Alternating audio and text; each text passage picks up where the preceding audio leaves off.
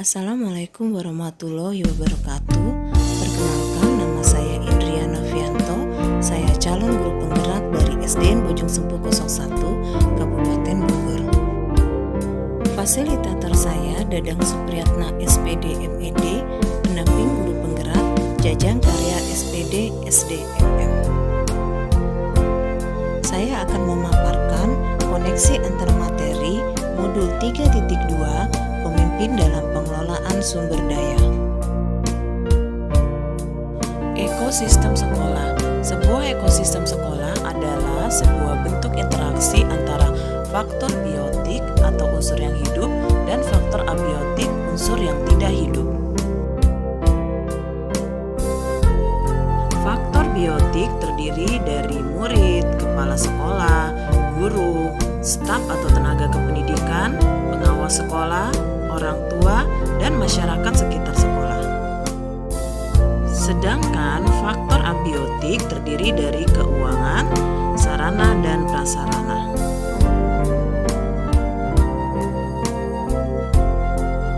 Sebagai pemimpin pembelajaran harus dapat mengoptimalkan pengelolaan sumber daya, baik biotik maupun abiotik di lingkungan sekolah. Keberhasilan proses pembelajaran tergantung pada cara pandang sekolah pada dirinya dalam membangun kreativitas ekosistemnya dalam menunjang keberhasilan yang ingin dicapai yang telah tertuang dalam visi dan misi sekolah. Ada dua pendekatan dalam pengelolaan sumber daya, yaitu pendekatan berbasis aset atau kekuatan, asset-based thinking, dan pendekatan berbasis kekurangan atau masalah, deficit-based thinking.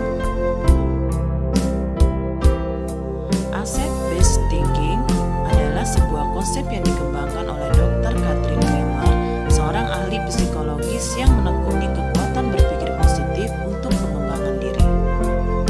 Asset-based thinking merupakan cara praktis menemukan dan mengenali hal-hal yang positif dalam kehidupan dengan menggunakan kekuatan sebagai tumpuan berpikir dan menjadi inspirasi yang menjadi kekuatan ataupun potensi yang positif. Sedangkan deficit-based thinking memusatkan perhatian kita pada apa yang mengganggu, apa yang kurang, dan apa yang tidak bekerja. Deficit-based thinking, segala sesuatunya akan dilihat dengan cara pandang negatif. Kita harus bisa mengatasi semua kekurangan atau yang menghalangi tercapainya kesuksesan yang ingin diraih. Semakin lama, secara tidak sadar, kita menjadi seseorang yang terbiasa untuk merasa tidak nyaman dan curiga yang ternyata dapat menjadikan kita buta terhadap potensi dan peluang yang ada di sekitar. Seorang pemimpin pembelajaran hendaknya mampu mengenali potensi serta kekuatan yang dimiliki sekolah untuk dimanfaatkan dan dioptimalkan dalam mendukung merdeka belajar. Seorang pemimpin dalam pengelolaan sumber daya penting memiliki kemampuan memetakan aset dan kekuatan yang ada di ekosistemnya. Seorang pemimpin sebaiknya menganut asset-based thinking daripada deficit-based thinking. Seorang pemimpin dapat menerapkan pendekatan ABCD, Asset-Based Community Development. Asset-Based Community Development yaitu suatu kerangka kerja yang dikembangkan oleh John McKnight dan Jody Kriseman. Pendekatan ini memberikan nilai lebih pada kapasitas, kemampuan, pengetahuan, jaringan, dan potensi yang dimiliki oleh komunitas. Menekankan dan mendorong komunitas untuk dapat memberdayakan aset yang dimilikinya serta membangun keterkaitan dari aset-aset tersebut agar menjadi lebih berdaya guna. Asset-based community development juga menekankan kepada kemandirian dari suatu komunitas untuk dapat menyelesaikan tantangan yang dihadapinya dengan bermodalkan kekuatan dan potensi yang ada di dalam diri mereka sendiri. Dengan demikian, hasil yang diharapkan akan lebih berkelanjutan. 7 aset utama menurut Green dan Haynes 2002. Yang pertama yaitu modal manusia. Modal manusia adalah sumber daya manusia yang berkualitas. Investasi pada sumber daya manusia menjadi sangat penting yang berhubungan berhubungan dengan kesehatan, pendidikan, kesejahteraan, dan harga diri seseorang. Yang kedua, modal sosial, yaitu norma dan aturan yang mengikat warga masyarakat yang ada di dalamnya dan mengatur pola perilaku warga, juga unsur kepercayaan dan jaringan antara unsur yang ada di dalam komunitas masyarakat. Yang ketiga yaitu modal fisik seperti bangunan, infrastruktur, sarana, dan prasarana. Yang keempat, modal lingkungan alam seperti bumi, udara yang bersih, laut, taman, danau, sungai, tumbuhan, hewan, tanah untuk berkebun, danau atau empang untuk beternak.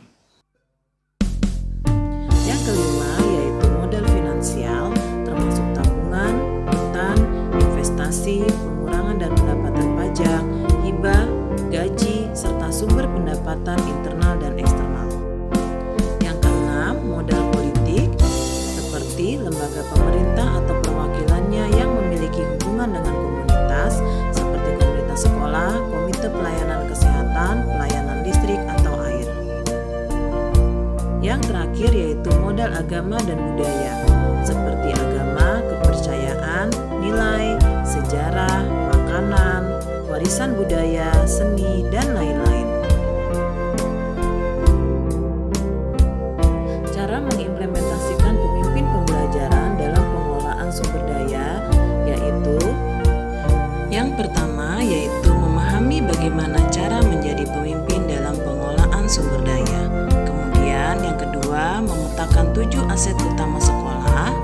Yang ketiga, membuat rencana program berbasis kekuatan.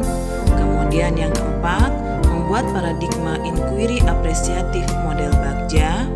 Yang kelima, mensosialisasikan program dan melaksanakannya. Yang keenam, berkolaborasi dengan warga sekolah. Dan yang terakhir, merefleksinya secara berkala.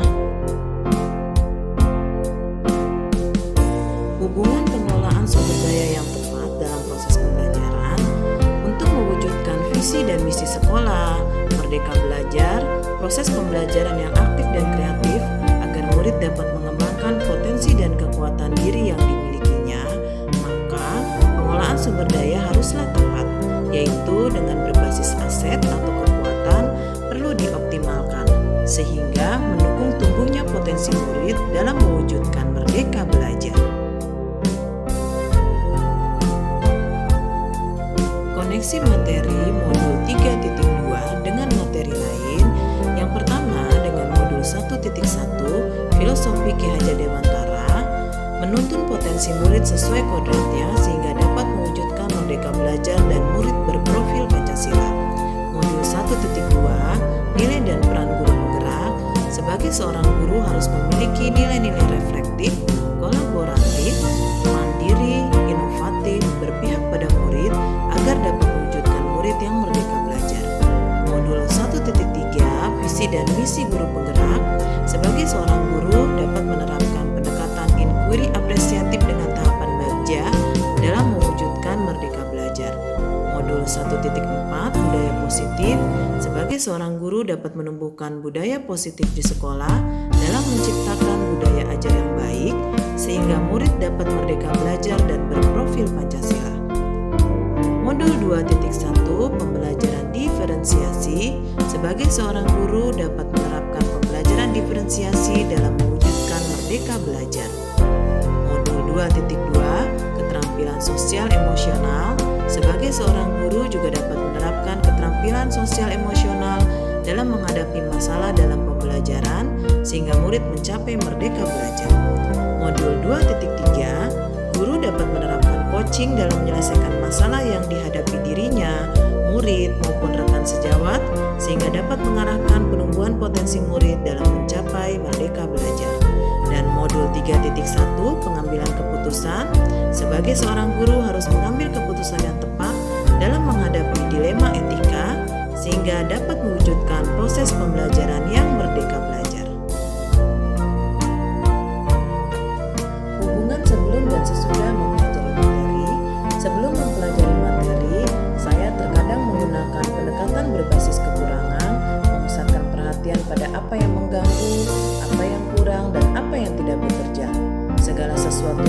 dilihat dengan cara pandang negatif, sehingga seringkali menjadi pribadi yang pesimis dan kurang percaya diri dalam menjalankan program sekolah. Dan akhirnya program sekolah pun menjadi mengalami kendala, bahkan cenderung tidak berjalan. Setelah saya mempelajari materi modul 3.2, saya mulai memahami pendekatan berbasis kekuatan dalam mengoptimalkan sumber daya yang terbatas di sekolah dalam menjalankan program-program di sekolah. Kemudian mampu memetakan 7 aset utama di sekolah dan mengetahui cara mengoptimalkan sumber daya atau aset sebagai pemimpin pembelajaran, sehingga program sekolah dapat berjalan secara optimal. Demikianlah paparan saya tentang koneksi materi modul 3.2, pemimpin dalam pengelolaan sumber daya. Guru penggerak merdeka belajar. Terima kasih, salam bahagia. Wassalamualaikum